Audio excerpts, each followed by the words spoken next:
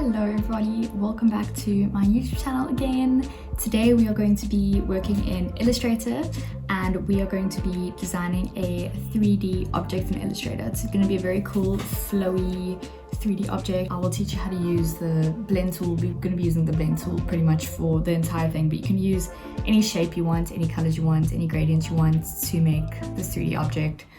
It's pretty easy, it's pretty straightforward, and I hope that you enjoy it and that you use it for one of your projects. It's very cool for poster design. It's very bold. If you use very attention-grabbing colors and fonts, I think it could 100% be a very cool poster design.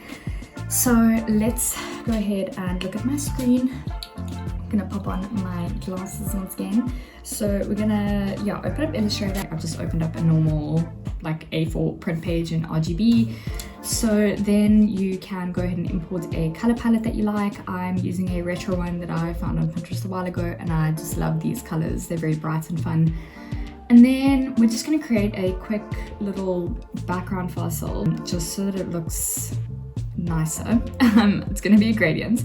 So let's just go to full, and then I'm just gonna click on any old gradients and then go to gradient options. And from here you can pretty much click what you want, but I think I'm gonna go for freeform gradients. See, that already takes my colors and makes it a gradient for me. How cool. But I'm only gonna do 2 colors just to make it a bit prettier and to make the object stand out a little bit more. But I'm going to just edit this. You can use your normal, hand tool to just move these, and you can just edit this however you want. So if you double click on the circle and click on the eyedropper tool, you can go and get a color for it. So I'm just going to change the color of both of these to pink and purple because I love these colors. And I'm just going to move them around until I find a pattern that I like. Not really a pattern, but a gradient that I like. So yeah, I'm pretty happy with that gradient. From there, you're going to go ahead and make some circles. So let's make our first one right here. You're just going to keep it white for now. We're going to add a gradient to it later. And then you can use the rotate tool. I don't really know how to use this tool very well, so there probably is an easier way to do it than with what I'm doing, but this is just how I do it. So, follow along if you want. You can look for an easy way if you want.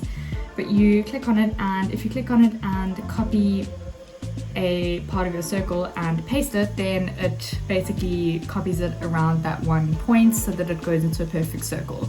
You don't have to have a perfect circle for this 3D object. You can have, a square or a star or whatever the case may be, but I don't think it would work if it's not in a nice enveloped shape. So you can't have circles everywhere and expect this 3D object to look cool. I think you need one shape.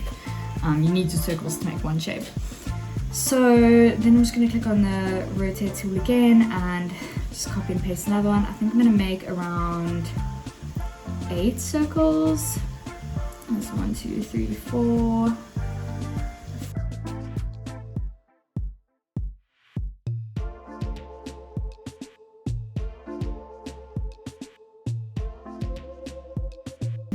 1, 2, 3, 4, 5, 6, 7, 8. Great. So I've got 8 circles. Now you're just going to go ahead and select all of your circles and go to fill and select another gradient. So I'm just going to select this one for now because it was already in my swatches, but I think I'm going to edit it to match the colors of my color palette. And it is very nice to have a very complex gradient for this kind of thing, because you'll see the gradient is what basically makes the shape look 3D because it outlines the like strokes for you. So I'm gonna go ahead and just edit these colors, and we're gonna do like a sunset kind of thing, I think. So I'm just gonna add some blues and add some yellows and some purples and pinks.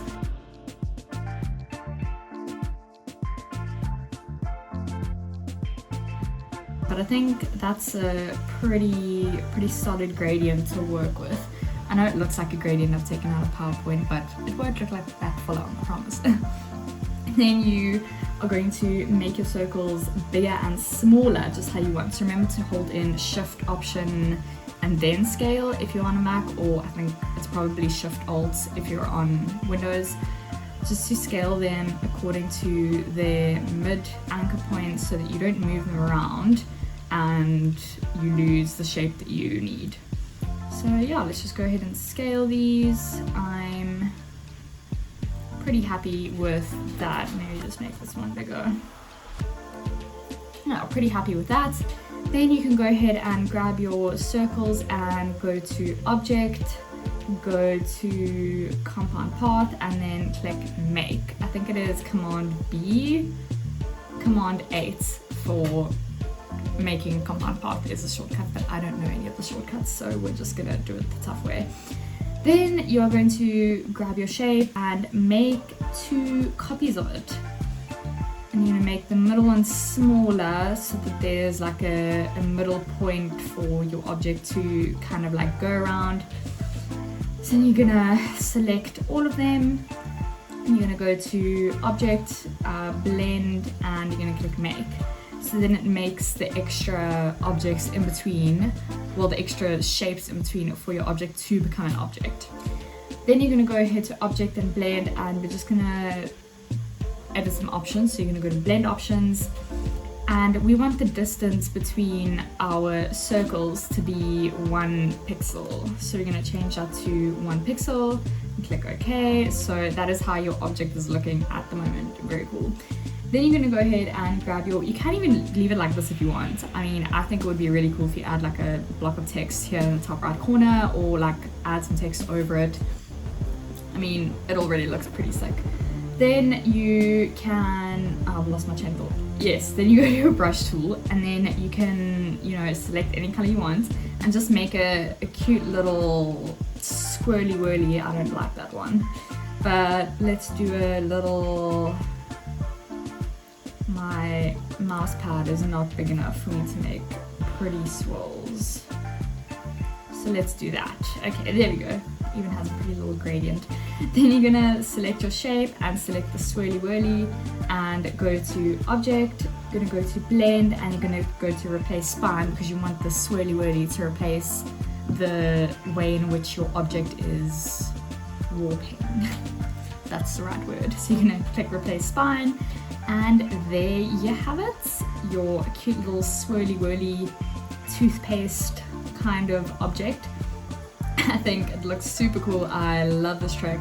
So yeah, that's how it is. You can obviously use different shapes, different colors, different gradients, different ways in which for your object to flow. You don't even need it to have that little like crisscross, but I think it looks great. A little loop, I mean, but I think it looks so cool. But just remember to have a complex gradient and keep your shapes enveloped in one form so that your object doesn't, you know, not become an object. You don't want it to be like a pattern of 3D swirls. Well, you can do that, but I mean, you know, you want it to be an object. So that is basically how you do it. I'm just gonna add some text to, I don't know, make it a bit more fun. But I'm gonna move this guy onto this side. We can maybe even move him off the canvas. That could look pretty sick. So we can just add some fun text to make it seem as if it's a poster. We're gonna act as if this is an art gallery opening. So let's call it the toothpaste art gallery because it's, you know, relevant to our little swirly whirly that looks like toothpaste.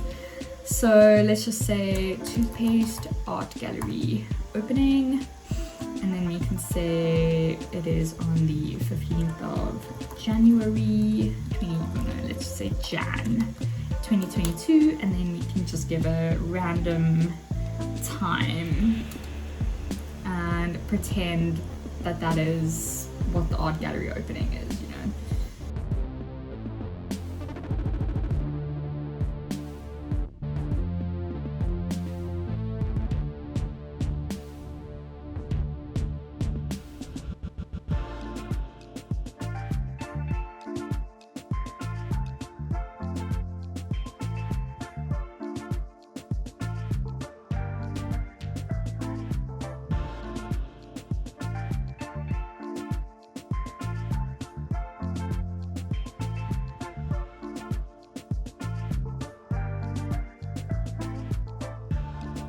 Actually, maybe use a very simple font. Oh, that's not simple. I don't know, like Helvetica, I feel like that's always my go-to when I'm looking for like a simple, cool font, is just go straight to Helvetica and, I don't know, make her bold. Ooh, bold oblique. Ooh, yes. That's what you can do with this. I think that looks super cool.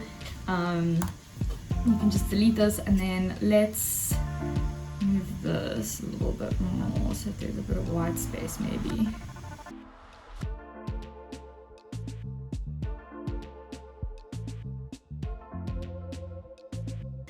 So let's save this as swirly object thing. Great.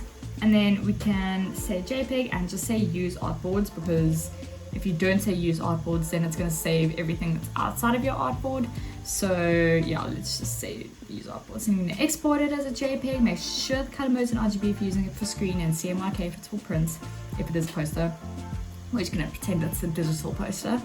And then you say okay, and then yeah, this is your finished product, which I'm super happy with. I think it looks very cool. I think it looks very I don't know, very futuristic and very trendy to what design is at the moment. I have found lots of these designs like using like old school gradients and making it kind of look like a modern PowerPoint presentation. I find that to be quite trendy, so this is why I added this little tutorial. But I hope that you found this tutorial helpful. If you did, let me know. Please like and subscribe to the channel if you want more of these videos, and if you want to see more design tricks and tips. I would really appreciate the support. Thank you for supporting me, and thank you for watching this video, and I will see you next week. Bye!